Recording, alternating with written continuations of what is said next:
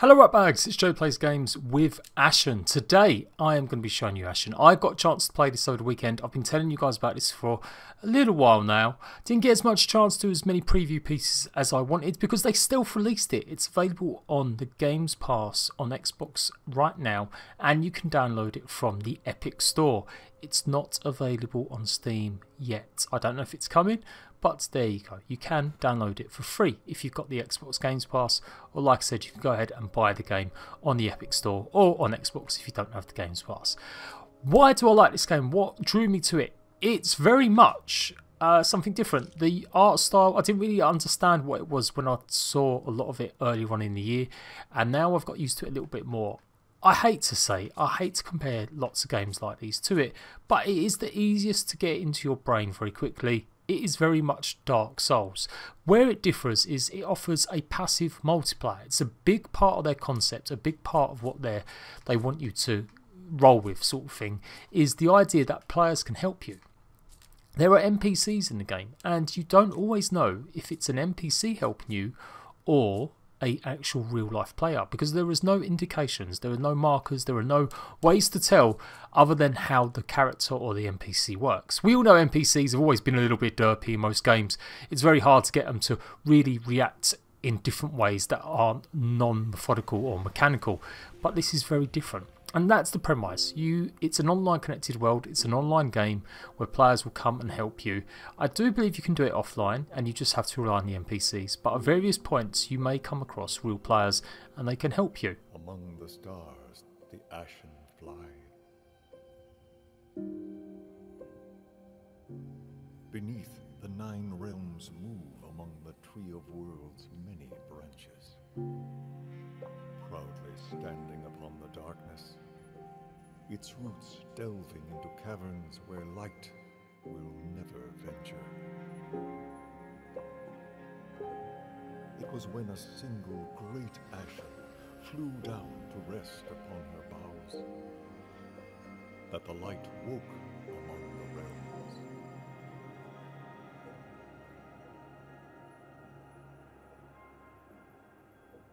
After eons, the great ASHEN grew weak with age and fell from the Tree of Worlds, resting upon the plains of darkness, drawing what few breaths remained. In the throes of death, the light dimmed, and the ASHEN's final 3 breaths became the 3 golden ages of light. The first age saw 3 creatures of the dark plains rise above all others. The Elder Dark fed upon the light and thrived. The second marked the coming of the Listener Matriarchs, Titans who revered the light. The third breath was the Age of Man, Geffin's children. When the final breath ended, there would be a time of darkness. In that black age, the cities of man fell into ruin, toppled by war and emptied by pestilence and famine. Proud Lathyrus drowned beneath the ash. And there you go. The similarities in terms of world building, in terms of names, is quite striking. It's really artistic vibe, and I love playing stuff like this. It's got just a bit more to it. From dust to flesh, from darkness to radiance. Soon the ASHEN will be reborn from the ruins of its old body, and a new age of light will begin. I served the ASHEN long ago, a guardian to its waning light, even though it broke me with its brilliance. Now, look to the mountain peak, for that is where fresh hope blooms.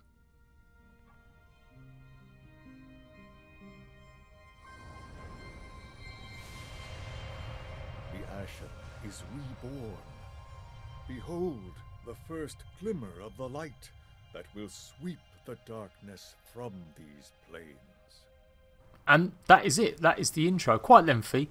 Yeah, it's got a unique art style, so don't let that fool you though. Underneath it is a really great, fantastic combat game. I got a chance to play about an hour and a half of this the other day. I live streamed it on Twitch and I really enjoyed it.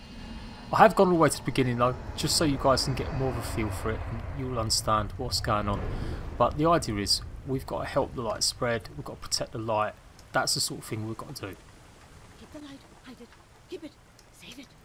So, Dark Souls comparison. Yes, I know everyone hates it, but the fact is, it's got stamina bars. The combat is quite methodical, you have to counter and parry, and you have to work out what your enemies are going to do, and you're exploring a very unique, different type of world.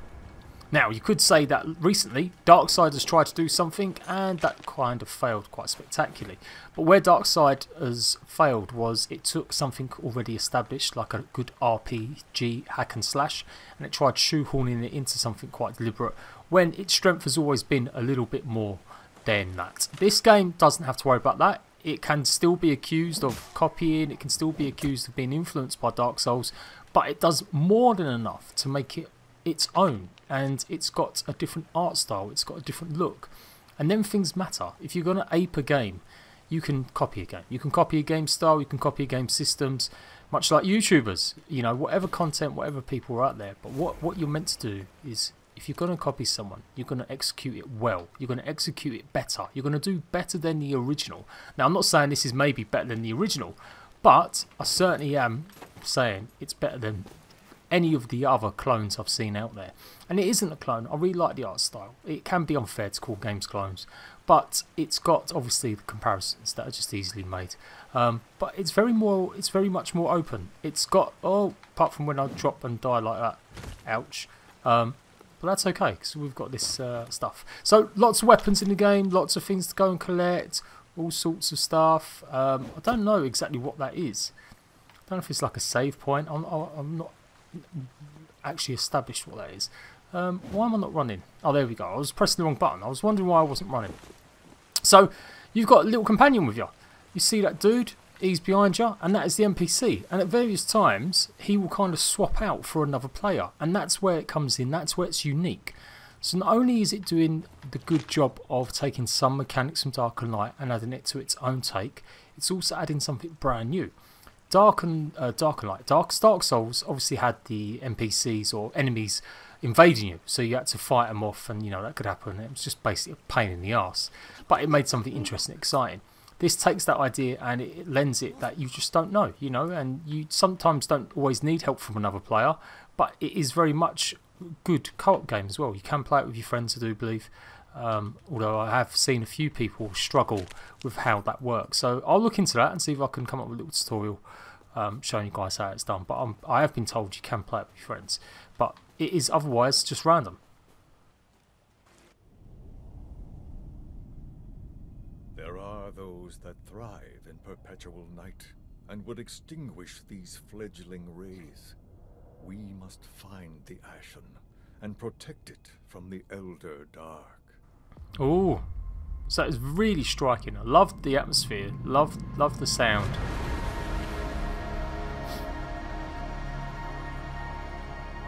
From a studio I've never heard of really before, and yeah, I'm just really excited about showing this to you guys. Woo!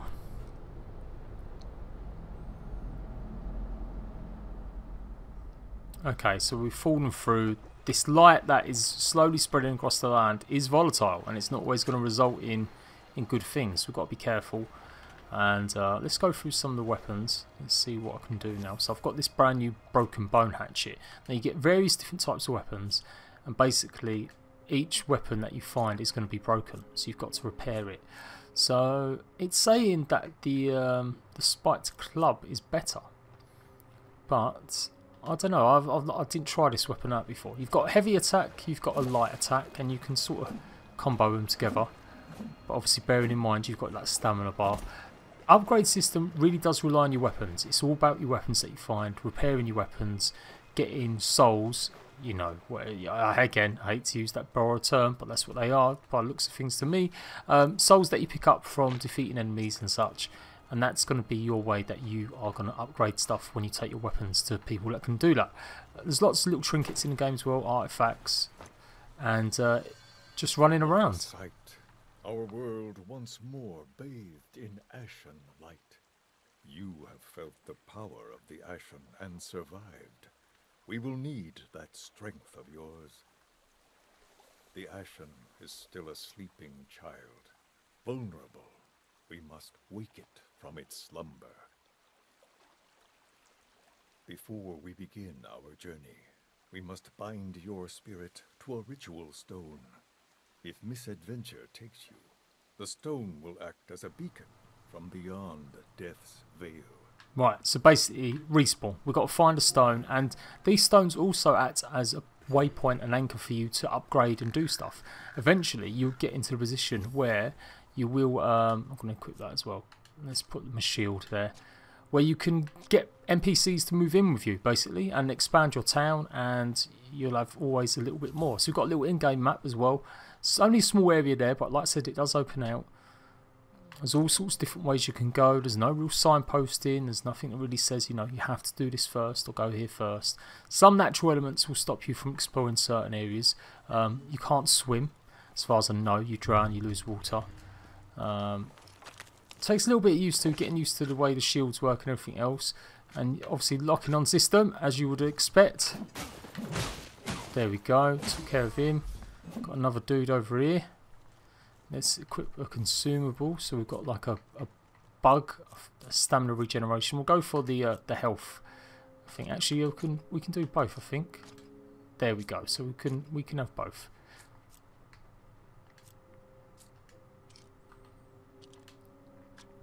Okay, let's walk over this side. Hold on, mate. So I'm going to just try and perform all the little tutorial bits.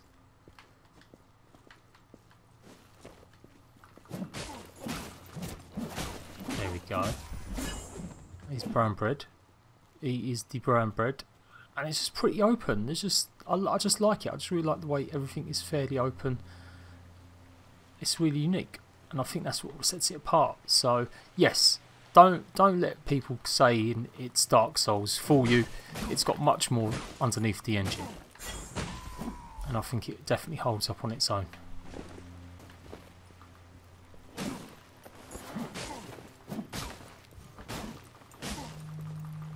Oh! Damn, he got me good there. Got me good. But we'll use consumable. We'll heal up our health. Let's go down to this stone now. Oh no, maybe we've got to do something else first. Oh. Oh. They're pretty deadly, the enemies as well, which again I quite like.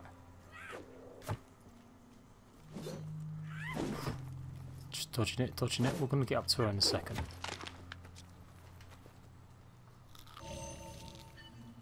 Oh, hello, mate. Oh. Damn. So he seems to have quite a big...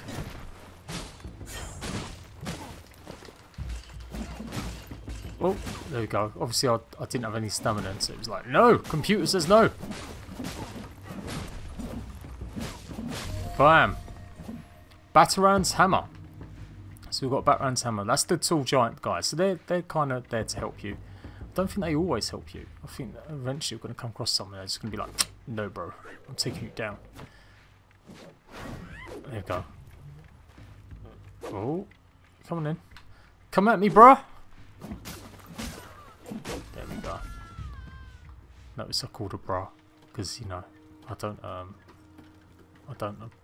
objectify. I don't assume genders in Ashen. Bomb. And that was pretty cool. I didn't realise they can actually chase you and come up places as well. Okay, right. So we've got a ladder down here. I'll just jump down here. Oh, got an arrow. Don't know what that does. Oh, 2 max health. I did not know that. Can we not get out? Is there not an easier way out?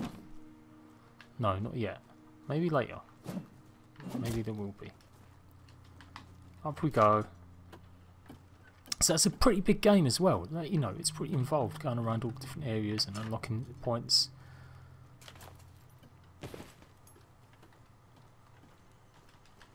Grab that one. Thank you very much. Have these nuts. Get some nuts. Now, the first time I played this, I must have died about 7 or 8 times. I was absolutely getting my butt handed to me. I ain't gonna lie. I ain't gonna lie to you. It was quite hard. It was harder than I thought. Okay, so I've got a new weapon. I've got a 2-handed weapon. Sweet. Bam. There we go. Stunned him. Okay, let's have a look and see what this 2-handed weapon's about. So you can kind of switch on the fly to your 2-handed, to your 1-handed. That's pretty cool as well. And there's all different types of weapons and stuff you can be able to get. I think there's arrows and bows in it eventually as well. Okay, right, we've got still trying to find a way up to this dude. Maybe it's up here. Let's go and climb. Climb! And it runs pretty well. I'm pretty impressed.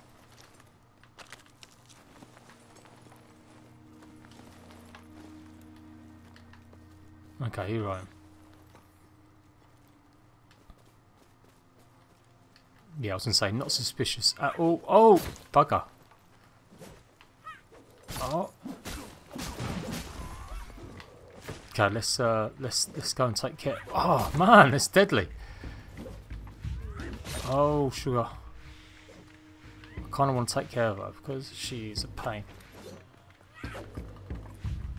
Oh mate, get wrecked. Okay, let's go and help my mate out. There we go. Boom. Whew. I'm doing a lot better, honest to God. I was getting my arse handed to me. I must have got killed about 8 or 9 times.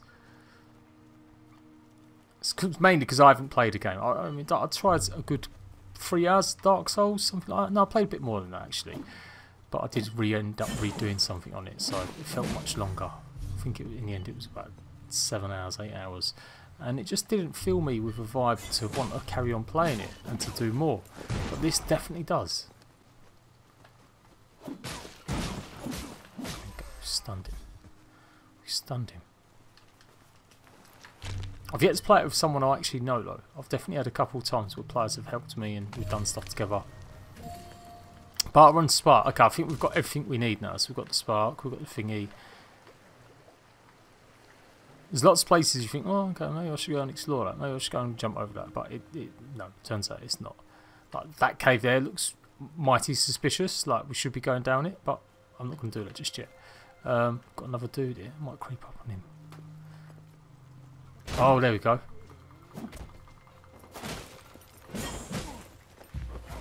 Oh, I think I need a bit of help as well. Boom. Okay, let's go through here. Where's Batarang? Batarang! Feel like being Rufio now. I mean, let's rest. Oh, more dudes, more dudes.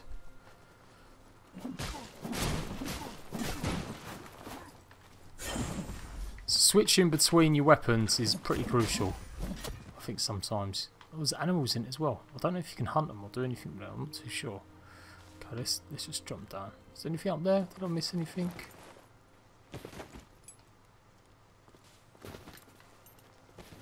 Feels like this way's been lined a lot more with enemies than I remember. There he is. There's my giant little friend. Hello, my giant little friend. How are you? Give me my hammer, so I might awaken this sleeping stone. Touch the spark to the ritual stone. Bind your spirit to this place. So, here's the homes part. We're upgrading this area, and over time NPCs will move in when you rescue them and stuff. They'll start doing stuff, start adding workbenches, and that's basically how you craft and do sorts.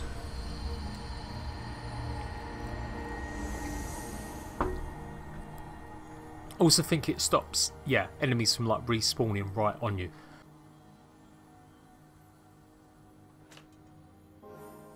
Right, there we go. So let's talk to Batarang again. Jockle has joined my town. I have searched these foothills and found no sign of the ASHEN. We must consult Geffen of the Birthing Waters. She will know where to look. Geffen can be found bathing within the Annex of Light. Bridge the waters and strike out for the cliffs. There lies your way in. So although they're talking quite riddlish and poetic, it's pay attention, because it will help you get across. So obviously you can see the water, there's the bridge, there's the marker, and that's where we've got to try and get across. Now let's talk to Do you dream? In my sleep I hear my brother's voice. He once traveled this way with my father. I wasn't with them. Ahu was eldest, so it was his duty alone. Now he echoes through my slumber, calling to me. Each time is the same. He stands atop an old listener ruin, calling to me. I have found the ruin by the lakeside. Will you help me climb it? And there we go. We've got a little journey, a little sort of side step, side mission. So there's Jockel's mission by the lake there. So it's kind of on the way. Okay. Now, a bit confusing. A couple of times I've gone off and sort of done stuff on my own, and then Jockel hasn't followed me, and so I've ended up like taking on some enemies on my own. I'm just like, ah, no, get away, you buggers, you burgers. Right, let's go that way. Do we want to go down here? Yeah, we can do. We can go down the bridge. No, no, come on now. I like it as well. The traversal's pretty cool. Like you feel like you can move around a little bit more freely. It's nice being able to jump across and do things. So I'm gonna try and get this little bit of loot here. And that basically transforms you back, the Craven Remnant. It turns you back to where you was. But there we go. Got it. We've done it. We got out of the water.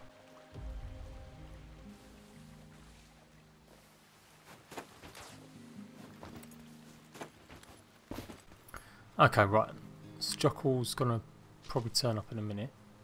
We're gonna go and see if we can do this. I'll let you see me. Coming in, mate. You come in or what? Right, there's Jockel, me old mate Jockel.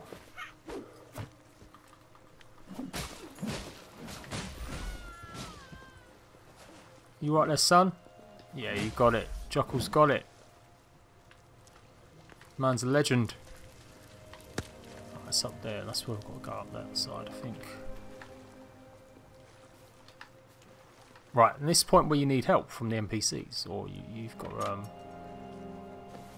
yeah, he's going to get up there now.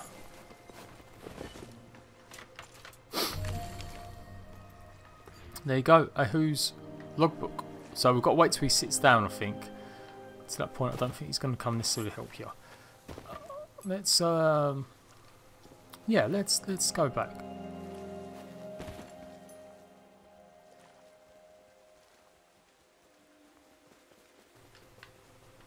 Let's go and activate it now. See what happens. Oh, there's some XP and stuff here, or some weapons, or some stashes. Climb up that one if we can.